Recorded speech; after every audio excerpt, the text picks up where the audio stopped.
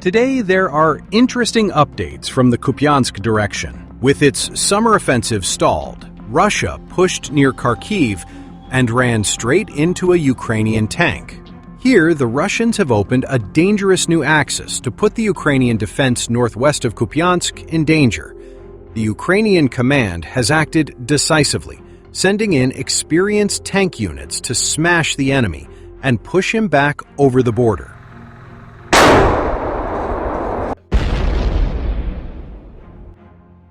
Russian forces have recently opened a new offensive axis near the Ukrainian border by swiftly capturing the village of Milove and adjacent forested areas.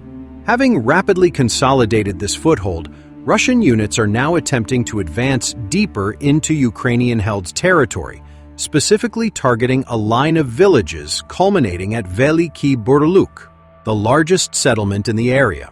The strategic importance of Veliki Burluk lies in its infrastructure, which offers the Russians critical space for troop accommodation, storage of munitions, and logistical hubs necessary for further pushes.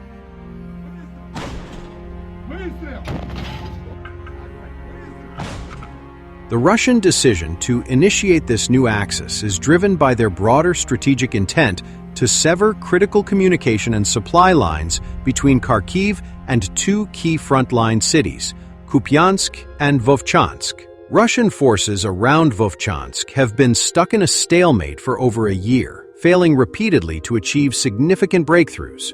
By introducing this northern axis, Russian commanders hope to renew their stalled momentum around Vovchansk, creating additional pressure from a fresh direction.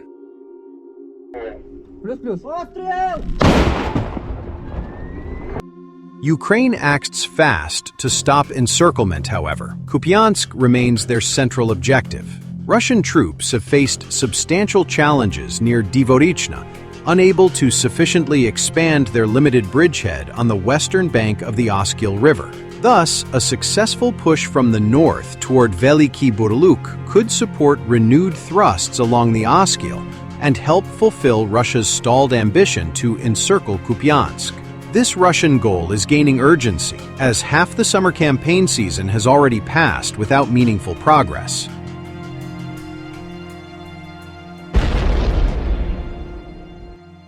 Russian tactical advantages in this new direction lie primarily in their proximity to their border-based supply lines, which have allowed relatively steady reinforcement and resupply efforts. Furthermore, because the region around Milove had previously been relatively calm compared to more fiercely contested sectors, Ukrainian forces deployed there were thinly spread and not immediately prepared to resist a sudden, concentrated attack.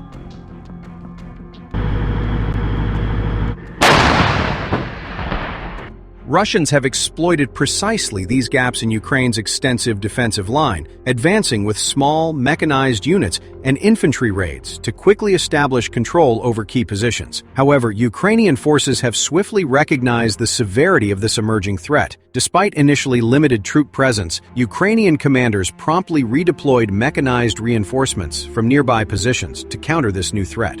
Ukrainian units are now actively conducting tactical hit-and-run raids, effectively leveraging Russia's assault group's vulnerability.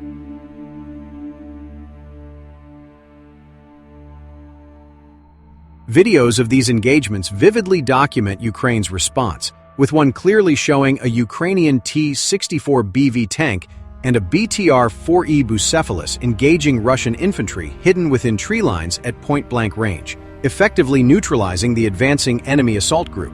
Meanwhile, Russian attempts to support their northern advance by expanding their precarious bridgehead near Kupiansk over the Oskil River have met fierce resistance. Ukrainian forces recently thwarted a mechanized assault there, utilizing FPV drones and drone-dropped munitions to decisively halt the advance.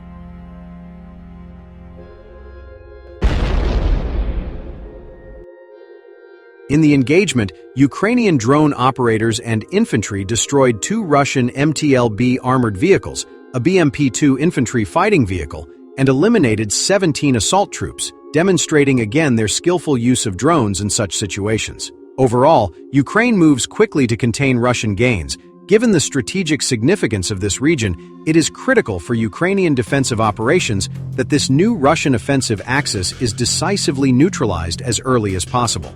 Ukrainian military leadership clearly understands the urgency and has mobilized forces to rapidly counter and contain Russian gains near Milov.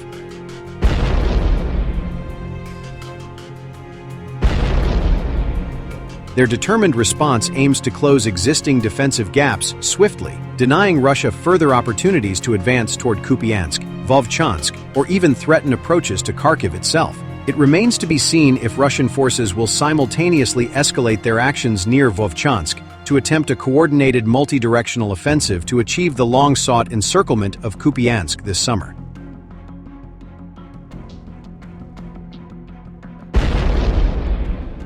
Having lost more than 20,000 armored vehicles and other heavy equipment, the Russians made a deliberate decision in recent months to pull back their surviving armor and send regiments and brigades into battle on foot or on motorcycles. The shift to infantry and bike tactics preserves a vanishing resource, armored vehicles, by replacing it with an abundant resource, infantry and bikes. The downside is apparent in Sumy. It certainly becomes much harder to achieve any sort of, call it a big and beautiful breakthrough, explained Ukrainian-American war correspondent David Kurachenko.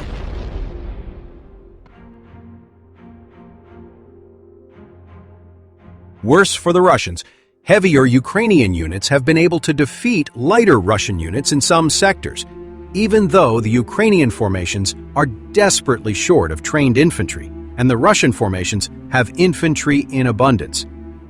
The Ukrainian 79th and 95th Air Assault Brigades and the 225th Assault Regiment, equipped with German-made Marder and US-made Stryker and Bradley fighting vehicles, faced off against the vehicle-less 22nd and 30th Motor Rifle Regiments and 40th Marine Brigade in Sumy.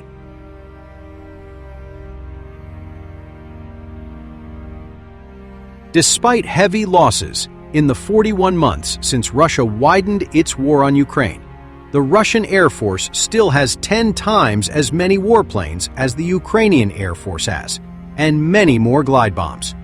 For years, the Russians have been dropping around 100 KABs a day all along the 1,100-kilometer front line.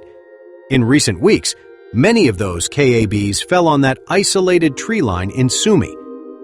It's possible the Ukrainian 79th and 95th Air Assault Brigades and the 225th Assault Regiment had positioned infantry or artillery in the tree line,